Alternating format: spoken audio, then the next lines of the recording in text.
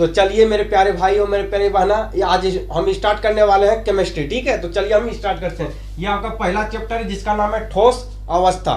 ठीक है, तो चलिए पहले अपने अपने कॉपी में लिखिए, जिस प्रकार हर एक दिन लिखते हैं आप लोग, जय माँ सरस्वती। माँ सरस्वती लिखिए, जय माँ सरस्वती, उनके नाम को लेकर आज हम लोग क्लास स्टार्ट करते हैं। चलिए उसके पहले हम जानेंगे ठोस अवस्था के बारे में। कि जब चैप्टर का नाम ही ठोस अवस्था है, आपके चैप्टर का नाम ही ठोस अवस्था है, तो ठोस के बारे में जानना बहुत ही जरूरी है। उससे पहले पदार्थ के बारे में जान लेंगे, है ना। हालांकि ये एग्जाम में आपसे नहीं पूछेगा पदार्थ के बारे में, ठीक है, लेकिन पदार्थ के बारे में जानना बहुत ही जरूरी है। क्लास 9 में भी आप पदार्थ के बारे में पढ़े होंगे, नहीं पढ़े होंगे तो यहाँ पे पढ़ लीजिए, क्लास 10 में भी पढ़े होंगे। तो चलिए नहीं जानते, चल बताते हैं पदार्थ किसे कहेंगे। कहा जाता है हर वह वस्तु जो कुछ स्थान घेरता हो, हर वह वस्तु जो कुछ स्थान घेरता हो और जिसका द्रव्यमान हो, जिसका द्रव्यमान हो, उसी को हम क्या कहते हैं, तो उसी को हम पदार्थ कहते हैं। कहने का मतलब यह है कि हर वह वस्तु जो कुछ स्थान घेरती है, जिसका द्रव्यमान होता है, जिसका द्रव्यमान होता है, उसे पदार्थ कहते हैं। ये मार्कर है, ये आपका ये मार्कर है। क्या इसको कहीं पर रखेंगे तो ये क्या स्थान घेरेगी, स्थान घेरेगी कि ना घेरेगी? हाँ घेरेगा भैया।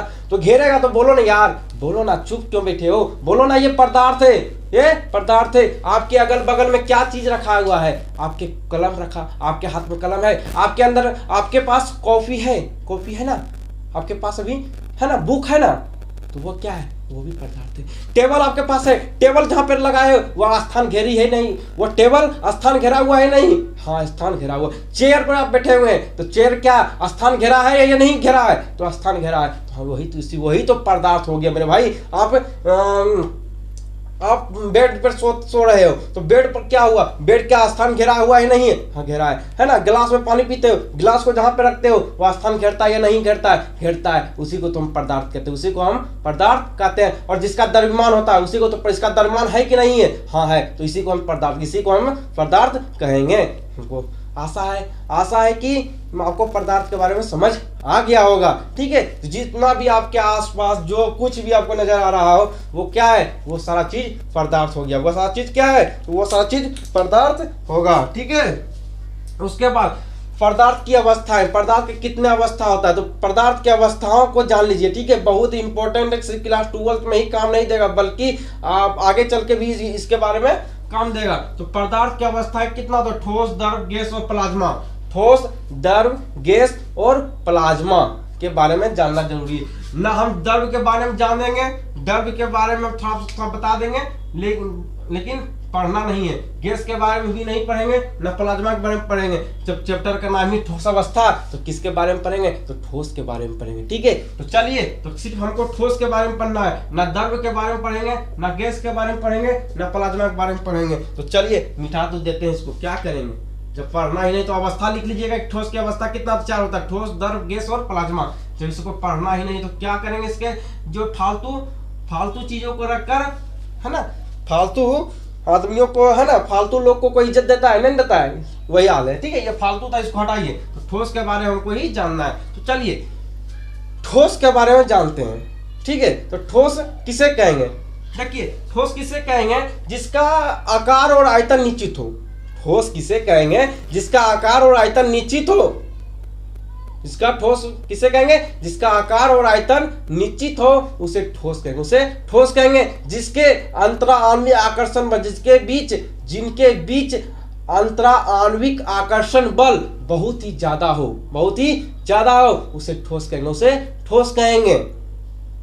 जिसके कण बहुत ही मजबूती के साथ एक दूसरे से बंधे हो, उसे क्या कहेंगे, उसे ठोस कहेंगे, उसे ठोस कहेंगे। बोलो ना मेरे भाई, अरे लाइक करो, सब्सक्राइब करो, अपने दोस्तों के साथ शेयर करो। जब आपको बढ़िया वीडियो लग रहा है तो शेयर कीजिए। चलिए आपको समझ आ गया, ठोस के बारे में आपको भी समझ आ गया।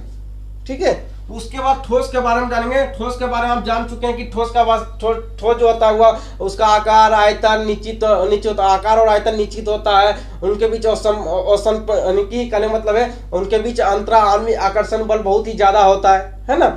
उनके कण बहुत ही क्लोजली होता है, क्लोजली जुड़ा होता है ना। तो वो क्या होगा, वो ठोस हो गया। उसे कि हम क्या कहेंगे, तो उसी को हम ठोस कहेंगे। उसी को क्या कहेंगे, तो उसी को हम ठोस कहेंगे। उसके बाद आपका है ठोस के गुण। ठोस का क्या क्या गुण है आपको ये बताना पड़ेगा। ठोस का क्या क्या गुण होता है ये आपको बताना पड़ेगा। तो इससे पहले हम आपको बता चुके हैं। तो ठोस का क्या होता है, तो ठोस का क्या होता है, तो ठोस का आकार और आयतन निश्चित होता है। अभी तो बताया मेरे भाई, भूल गए क्या? अरे नहीं भूले हो तो लिखो ना कॉपी में, नोट करो ना कि ठोस का जो है, ठोस का आकार और आयतन क्या होता है। तो ठोस का जो आकार और आयतन जो होता है वो निश्चित होता है। अभी तुरंत हमें भी जस्ट अभी बताया कि अंतरा आणविक आकर्षण बल बहुत ही ज्यादा होता है ठोस में। तो लिखिए ना, पहला आपका हो गया, दूसरा हो गया, दो गो लिख दिया। पूछा जाता है कि ठोस का गुण लिखिए, ठोस का परिभाषा लिखिए, ये एग्जाम में पूछा जाता है। ठीक है, तो याद रखना बहुत जरूरी है कि याद क्या रखना है कि आकार और आयतन, ठोस का आकार और आयतन जो होता है वह निश्चित होता है। पहला नंबर एक पहला पॉइंट दीजिए और लिखिए आकार और आयतन निश्चित होता है। दूसरा लिखिए इनके बीच संपीड़ित, इनके उसके बाद लिखिए कि ठोस के बीच जो था अंतरा आणविक आकर्षण बल बहुत ही ज्यादा होता है। दूसरा पॉइंट। तीसरा पॉइंट लिखिए इनके कण जो होता है बहुत ही मजबूती के साथ जुड़ा होता है। ठोस का कण जो होता है वो बहुत ही मजबूती के साथ जुड़ा होता है, ये तीसरा लिखिए। और चौथा आप लिखिए ठोस और संपीड़ होता है, ठोस और संपीड़ होता है। बस इतना आप एक दो आप लिख दीजिएगा ना तो आपको नंबर मिल जाएगा। उसके बाद जानते हैं ठोस का वर्गीकरण।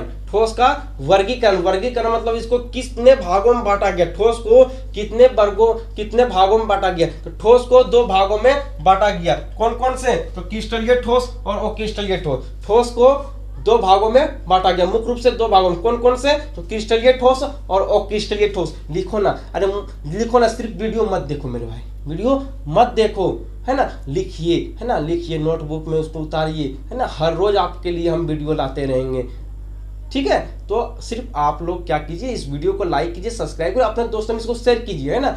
चलिए उसके बाद ठोस का वर्गीकरण दो भागों में किया गया।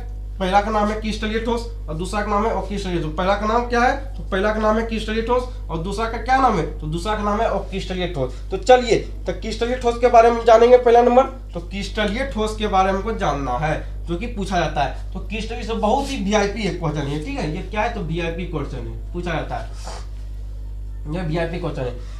क्रिस्टलीय ठोस किसे कहेंगे? ये एग्जाम में पूछा जाता है कि क्रिस्टलीय ठोस किसे कहेंगे। तो मेरे दोस्त याद रखिएगा, क्रिस्टलीय ठोस किसे कहेंगे? तो क्रिस्टलीय ठोस उसे कहेंगे जिसके अवयवी कण एक निश्चित व्यवस्था में हो, उसे क्रिस्टलीय ठोस कहेंगे। आपको समझ नहीं आएगा, चलिए हम समझाते हैं। देखिए इसके कहने का मतलब यह है, क्रिस्टलीय ठोस उसे कहेंगे जिसका कण एक निश्चित व्यवस्था में हो, एक निश्चित क्रम में हो, उससे ही क्या कहेंगे? तो उसी को हम क्रिस्टलीय ठोस कहेंगे। कहने का मतलब यह है कि आप इनकी कण जो है ना छिड़ियाया हुआ नहीं रहना चाहिए। कण होता है, चलिए इसको हम कण जो था छिड़ियाया हुआ नहीं रहना चाहिए, जैसे इस प्रकार छिड़ियाया हुआ, इस प्रकार नहीं होना चाहिए। तो रहना कैसा चाहिए? तो इस प्रकार, है ना, जिससे एक लाइन में सब होना चाहिए, एक लाइन में होना चाहिए, है ना, डिसिप्लिन में होना चाहिए, अनुशासन वाला बच्चा। जैसे आप जैसे एक मान लिया स्कूल कोचिंग में आप देखे होंगे कि जब प्रेयर होता है, जब प्रार्थना होता है, सब बच्चे एक लाइन में लग जाते हैं, है ना। लड़की का एक ग्रुप हो जाता है, लड़का का एक ग्रुप हो जाता है ना। तो इस प्रकार ग्रुप में सब होता है और एक लाइन में सब होता है ना, एक शिष्टाचार में होता है, डिसिप्लिन में होता है ना। उसी को कहेंगे कि क्या कहेंगे? उसी को क्रिस्टलीय कहेंगे, यानी कि समझाने क्रिस्टलीय ठोस कहेंगे। ये समझाने के लिए उदाहरण लिए, वो क्रिस्टलीय ठोस नहीं है। क्रिस्टलीय ठोस मतलब वो कि सब निश्चित व्यवस्था में होना चाहिए, यानी कि सब एक ही क्रम में होना बहुत ही जरूरी है, ठीक है। ये आपको समझ आ गया होगा, आया? इतना समझ आया मेरे भाई? तो समझ आ गया तो चलिए आगे देखते हैं। क्योंकि कण मतलब एक कण जो छितराया हुआ नहीं होना चाहिए, ठीक है। कण कैसा होना चाहिए? तो कण जो होता है वो एक निश्चित व्यवस्था में ही होना बहुत ही जरूरी है, ठीक है। इधर उधर कण होना नहीं चाहिए। उसके बाद इसका दीर्घ प्रास होता है, या दीर्घ प्रास, क्योंकि क्रिस्टलीय ठोस में क्या होता है? क्रिस्टलीय ठोस में यह होता है कि बहुत ही क्रिस्टलीय दीर्घ प्रास मतलब तो बहुत लंबा होता है ना। जितना आप इसको सुलझा दीजिए उतना जो है ये समेट लेगा अपने आप में, ठीक है। तो ये दीर्घ प्रास होता है, दीर्घ प्रास होता है, याद रखिएगा। पहला याद रखिएगा कि जो है क्रिस्टलीय ठोस जो होता है, क्रिस्टलीय ठोस जो होता है यह दीर्घ प्रास होता है। एग्जाम्पल में क्या दीजिएगा? एग्जाम्पल आपका होगा NaCl। एग्जाम्पल में आप डालिएगा NaCl, उसके बाद Na2SO4, उसके बाद शक्कर आदि। ये सभी आपका उदाहरण हो गया। चलिए वो क्रिस्टलीय ठोस को जानते हैं, उसी को उल्टा कर दीजिए। क्रिस्टलीय ठोस का उल्टा ही वो क्रिस्टलीय ठोस होता है। क्रिस्टलीय ठोस में क्या था कि उसके जो कण थे वो निश्चित व्यवस्था में थे, लेकिन वो क्रिस्टलीय ठोस में क्या होगा कि ये अनिश्चित व्यवस्था में होंगे। यानी कहने का मतलब यह होगा कि एक लाइन में ना होकर ये छितराया होगा, ये छितराया हो रहेगा, ठीक है। ये एक निश्चित व्यवस्था में नहीं है कि इसको कहने मतलब कहने मतलब ये शिष्टाचार में नहीं रहेगा, है ना, ये शिष्टाचार बच्चा नहीं है ना, अनुशासन वाले बच्चा नहीं है ना,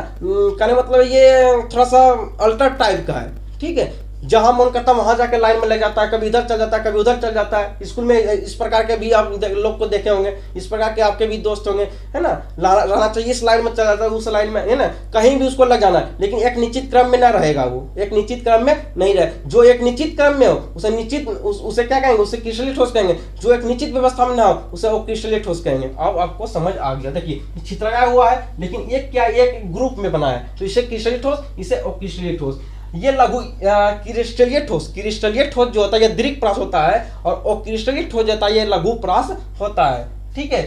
इसके छद्म ठोस या आभासीय ठोस भी कहते हैं। वो क्रिस्टलीय ठोस को छद्म ठोस और आभासीय ठोस भी कहते हैं। याद रखिएगा, क्रिस्टलीय ठोस को क्या कहते हैं, तो क्रिस्टलीय ठोस को छद्म ठोस और आभासीय ठोस भी कहते हैं।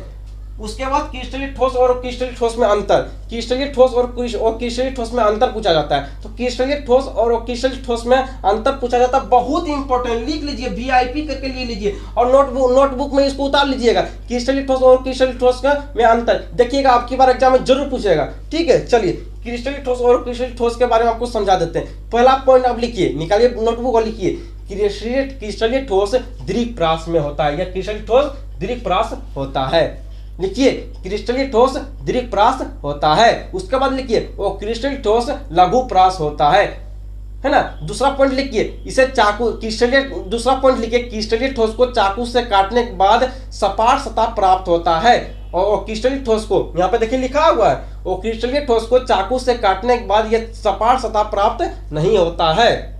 लिखिए उसके बाद लिखिए क्रिस्टलीय ठोस का गलनांक निश्चित होता है, क्रिस्टलीय ठोस का गलनांक निश्चित होता है, और क्रिस्टलीय ठोस का गलनांक और निश्चित होता है। 3 पॉइंट हो गया। उसके बाद लिखिए क्रिस्टलीय ठोस वास्तविक ठोस होता है, और क्रिस्टलीय ठोस और वास्तविक ठोस होता है ना। उसके बाद लिखिए यह विषम दर्शिकता दर्शाता है, क्रिस्टलीय ठोस विषम दर्शिकता दर्शाता है, और क्रिस्टलीय ठोस जो है वो सम दर्शिकता दर्शाता है।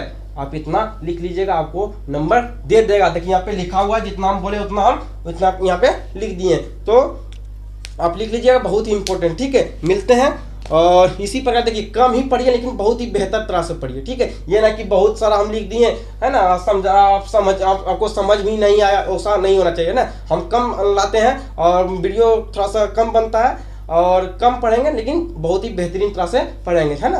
तो मिलते हैं अगले वीडियो में, तब तक के लिए बाय बाय, टेक केयर।